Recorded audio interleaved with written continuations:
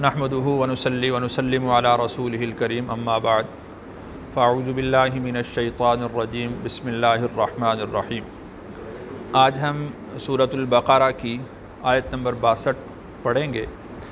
اس آیت میں ہم پہلے یہ پڑھیں گے کہ اللہ تعالیٰ نے یہودیوں کو یہودی کیوں کہا اور نصارہ کیوں کہا جاتا ہے، صابئین کیوں کہا جاتا ہے، ان کی وجہ تسمیہ کیا ہے۔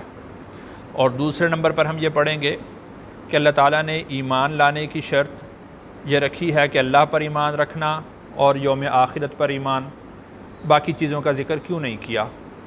اور تیسرا ہم یہ پڑھیں گے کہ اللہ تعالیٰ نے نجات کا مدار کس چیز پر رکھا ہے۔ تو پہلے ہم ترجمہ کرتے ہیں۔ انا کا معنی بے شک، انا کا معنی بے شک، الذین وہ لوگ جو آمنو ایمان لائے، واو کا مطلب اور، الذین وہ لوگ جو ہادو یہودی ہوئے، واو کا مطلب اور، نصارہ کا مطلب نصرانی، واو کا مطلب اور، صابئین اس کا مطلب ہم صابئین ہی کرتے ہیں، پھر بعد میں اس کی تشریح بتاتا ہوں۔ صابئین من جو آمنا ایمان لایا، باللہ اللہ پر، واو کا مطلب اور، الیوم الآخر آخرت کے دن پر، واو کا مطلب اور، عاملہ عمل کیا، صالحاً نیک، فا کا مطلب تو، لہم ان کے لیے، لہم کا مطلب ان کے لیے، اجرہم ہم کا مطلب ان کا اجر ہے، عندہ کا مطلب پاس، ربہم ان کے رب کے پاس، فلا پھر، لا کا مطلب نہیں، خوفن کوئی خوف، علیہم ان پر، واو کا مطلب اور، لا کا مطلب نہیں، ہم وہ یحزنون غمگین ہوں گے۔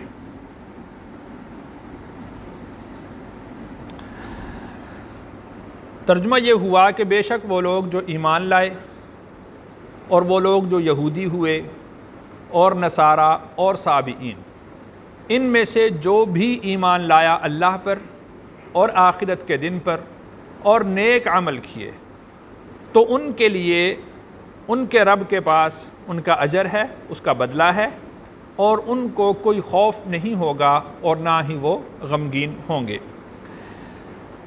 تو یہاں پر جو سب سے پہلے اللہ تعالیٰ نے ذکر فرمایا کہ وہ لوگ جو ایمان لائے، اس کا مطلب یہ ہے کہ وہ لوگ جو اپنی زبان سے ایمان لائے ہیں لیکن ان کے دلوں کے اندر ایمان نہیں ہے، یعنی وہ لوگ جو ابھی تک منافق ہیں، ابھی تک انہوں نے رسول اللہ صلی اللہ علیہ وسلم کی صدق دل سے تصدیق نہیں کی، وہ لوگ، والذین ہادو اور وہ لوگ جو یہودی ہوئے۔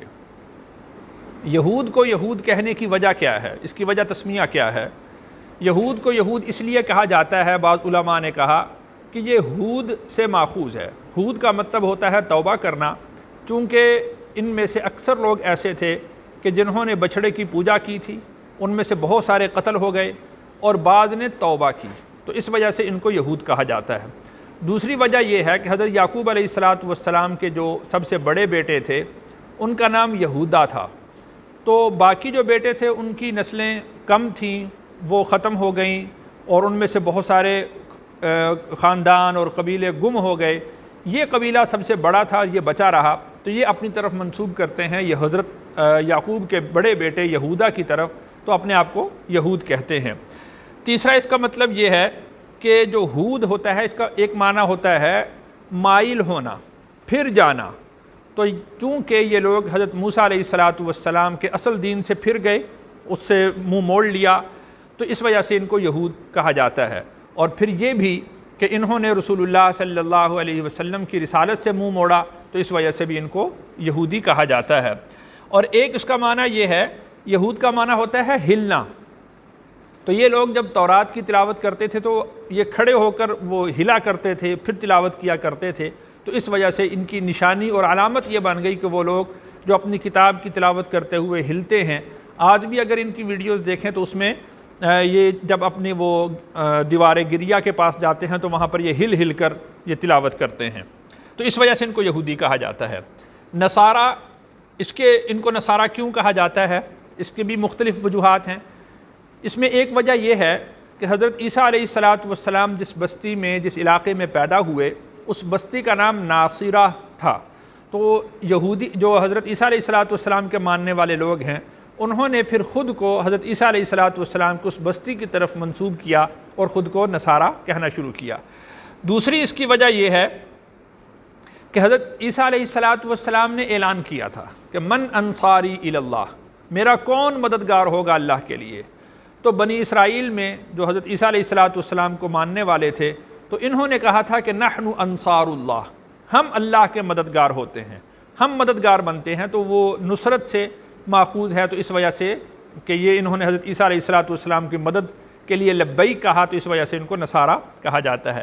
ایک اس کی وجہ یہ ہے کہ یہ آپس میں متحد ہو کر رہتے ہیں، یہ ایک دوسرے کی مدد کرتے ہیں، تو اس وجہ سے بھی ان کو نصارہ کہا جاتا ہے۔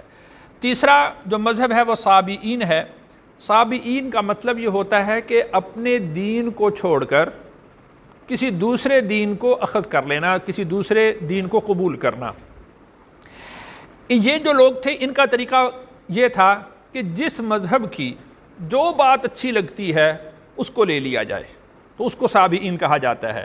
تو ان کا جو وجود ہے وہ دنیا کے اندر موجود رہا، جو وادی نینوا ہے اس کے اندر یہ موجود تھے، اور یہ حضرت ابراہیم علیہ السلام کو ماننے والے خود کو کہتے تھے کہ ہم حضرت ابراہیم کو مانتے ہیں، اور زبور کی تلاوت کیا کرتے تھے، اور بیت اللہ کی طرف رخ کر کے نماز پڑھا کرتے تھے، اور ستاروں کی پرستش کرتے تھے۔ ان کا عقیدہ یہ تھا کہ ساری کائنات کو بنانے والی ذات اللہ کی ہے، لیکن اللہ تعالیٰ نے ستاروں کی تعظیم کا ہمیں حکم دیا ہے، تو لہٰذا یہ ستاروں کی تعظیم کیا کرتے تھے، تو یہ خود کو کہا کرتے تھے کہ ہم ستاروں کی تعظیم کرتے ہیں۔ اور یہ بھی یوں بھی کہتے تھے کہ بس جس مذہب کی، جس دین کی اچھی بات ہو وہ اخذ کر لینی چاہیے، وہ لے لینی چاہیے۔ اس وجہ سے یہ ان کا طریقہ کار اس طرح سے عجیب سا رہا کہ مانتے حضرت ابراہیم کو ہیں، اور تلاوت زبور کی کرتے ہیں، اور قبلہ رخ ہو کر نماز پڑھتے ہیں، اور ستاروں کی پوجا بھی کرتے ہیں، اور بعض علماء نے لکھا ہے کہ یہ فرشتوں کی بھی پوجا کرتے ہیں۔ تو گویا کہ یہودیوں کی، عیسائیوں کی، مسلمانوں کی، ہر ایک سے انہوں نے کچھ رسومات لے لیں اور انہوں نے ایک نیا دین ایجاد کیا۔ تو یہ ان کی وجہ تسمیہ تھی۔ اس کے بعد اللہ تعالیٰ نے جو ارشاد فرمایا کہ جو ایمان لایا اللہ پر اور آخرت کے دن پر، حالانکہ جو ایمان ہے اس کے لیے ہم جو ایمان مفصل میں شرائط پڑھتے ہیں وہ اللہ پر ایمان لانا، اللہ کے فرشتوں پر ایمان لانا، اللہ کی کتابوں پر ایمان لانا، اللہ کے رسولوں پر ایمان لانا، آخرت کے دن پر ایمان لانا اور تقدیر پر ایمان لانا، یہ 6 چیزیں اس میں شامل ہوتی ہیں۔ تو یہاں پر صرف 2 چیزیں ذکر کی گئی ہیں۔ اس کی وجہ تو ایک تو یہ ہے کہ جس طرح اللہ تعالیٰ نے قرآن پاک میں ارشاد فرمایا کہ رب المشرقین و رب المغربین، رب المشارق والمغارب، کہ وہ رب ہے مشرق اور مغرب کا، تو 2 انتہاؤں کا اللہ نے ذکر کر دیا۔ تو گویا کہ اس کا مطلب یہ ہے کہ اس کے درمیان جتنی چیزیں ہیں ان سب کا رب بھی اللہ ہی ہے۔ تو ایمان کی ابتدا ہوتی ہے اللہ سے، اور اس کی انتہا ہوتی ہے آخرت کے دن پر۔ تو اللہ تعالیٰ نے ابتدا کا ذکر کر دیا اور انتہا کا ذکر کر دیا، اس وجہ سے اللہ تعالیٰ نے ان 2 چیزوں کا ذکر کیا۔ اس سے یہ قطعاً نہیں سمجھنا چاہیے کہ رسول پر ایمان لانا ضروری نہیں۔ یہ جو صابئین ہیں ان کا عقیدہ یہ بھی ہے کہ رسول پر ایمان لانا ضروری نہیں، بس جس کو آپ دیکھو کہ اچھا کام کر رہا تو اس چیز کو آپ اخذ کر سکتے ہیں۔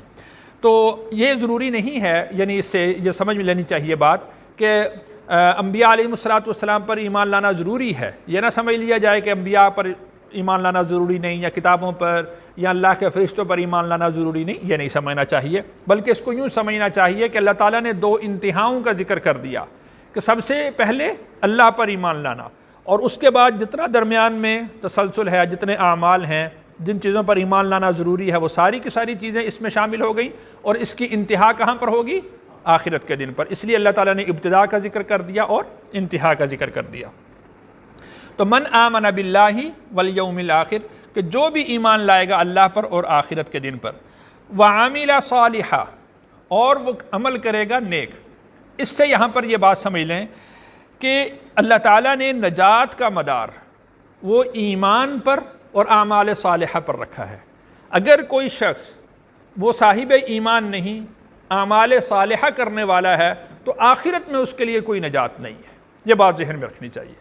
بعض لوگ یوں کہتے ہیں کہ کفار، جن کو ہم کافر کہتے ہیں، وہ بڑے ویلفیئر کام کرتے ہیں، ہسپتال بنا دیتے ہیں، وہ سڑکیں بنواتے ہیں، وہ غریبوں کی مدد کرتے ہیں، وہ جو ہے مختلف طرح سے دنیا کے جو غریب ممالک ہیں ان کے ساتھ تعاون کرتے ہیں، تو وہ بڑی ہمدردی کرتے ہیں، ان کے اندر بڑی انسانیت موجود ہے، تو وہ کیسے جہنم میں جائیں گے؟ تو پہلی بات تو یہ سمجھ لیں کہ اللہ تعالیٰ نے جو ایمان نجات کا مدار رکھا ہے وہ ایمان پر رکھا ہے، اور پھر اعمال صالحہ پر رکھا ہے۔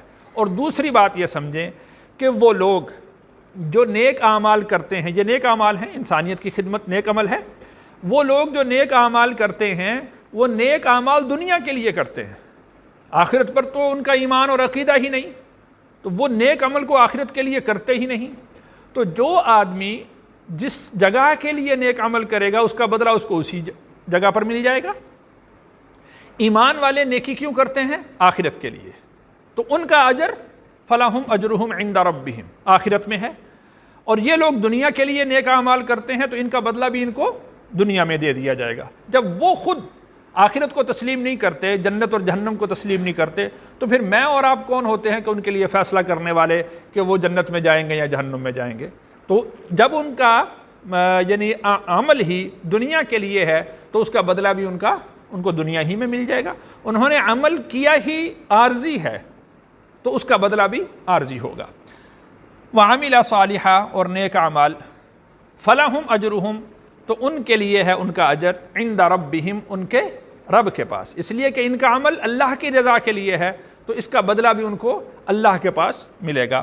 فلا خوف علیہم، پھر کوئی نہیں ہوگا خوف ان پر۔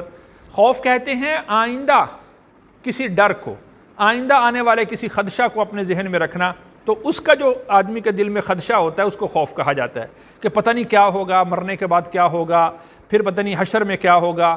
تو فلا خوف علیہم، ایمان اور اعمال صالحہ کی شرط ہے تو ان پر کوئی خوف نہیں ہے۔ ولا ہم یحزنون، اور نہ ہی وہ غمگین ہوں گے۔ غم ہوتا ہے کسی چیز کے چھوٹ جانے کا اور سابقہ چیز پر، یعنی ہمارے مرنے کے بعد ہماری اولاد کا کیا بنے گا، ہمارے مرنے کے بعد یہ کیا ہوگا۔ تو اللہ تعالیٰ فرماتے ہیں ولا خوف علیہم ولا ہم یحزنون، ان پر کوئی خوف نہیں ہے اور نہ ہی وہ غمگین ہوں گے۔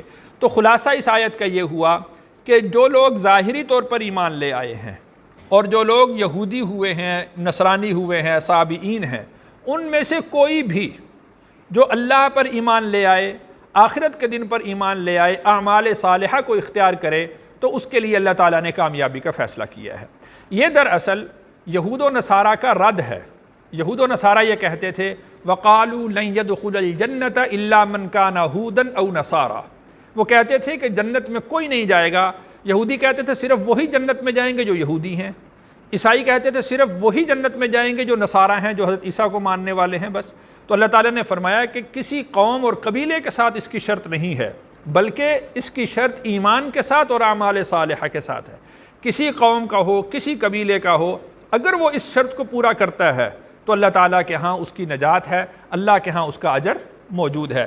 تو یہاں پر ان کو جو حکم دیا گیا یہودیوں کو، عیسائیوں کو، صابئین کو، وہ یہ ہے کہ اب اللہ پر ایمان لے آؤ، جس طرح اللہ پر ایمان لانے کی شرط ہے اس طرح ایمان لاؤ، اور آخرت کے دن پر بھی اسی طریقے سے ایمان رکھو جس طرح اس کا تقاضا ہے ایمان رکھنے کا، اور اعمال صالحہ کو اختیار کرو تو تمہارے لیے بھی اسی طرح بدلہ ہوگا، اجر ہوگا۔ یہ کسی قوم، قبیلے، خاندان، مذہب، اس کے ساتھ اس کا کوئی تعلق نہیں۔ اب مذہب وہ صرف اسلام ہی ہے، وَمَن يَبْتَغِ غَيْرَ الْإِسْلَامِ دِينًا فَلَن يُقْبَلَ مِنْهُ، اب جو شخص اسلام کے علاوہ کسی اور مذہب کی پیروی کرتا ہے تو اللہ کے ہاں اس کا وہ مذہب اللہ کے ہاں قبول نہیں ہوگا۔